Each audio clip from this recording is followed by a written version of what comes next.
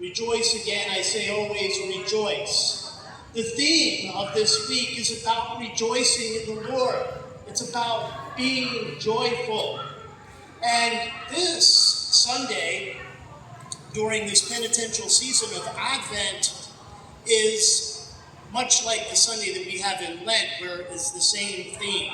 We have what would be these are rose-colored vestments, and the theme is again that of rejoicing.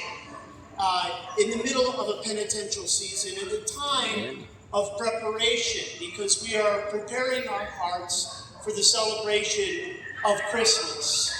That's ultimately why we're all here today. And we're making this novena of Masses with our loved ones, with our families, and with our neighbors in this community, because we want to have a Christ-filled, meaningful Christmas, because we know that Jesus is the reason for the season.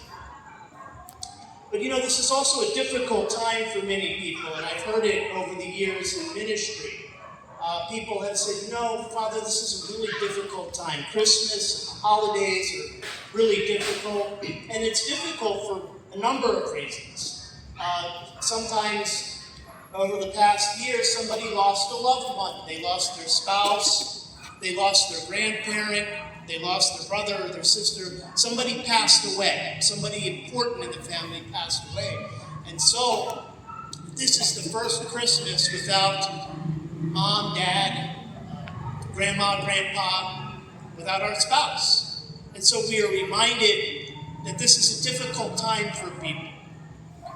For other times, people can be facing economic uncertainty. Maybe somebody just lost their job. Other people are distanced from their families for various reasons. Some people are working overseas to support their families and working very hard. And so we remember them in our prayers and in our celebrations, and we pray for them.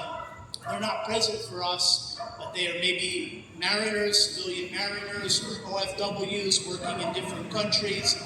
We wish that they were here, but they're here in spirit. But it's difficult to have that separation. And then finally, it can be difficult for other reasons because of medical reasons.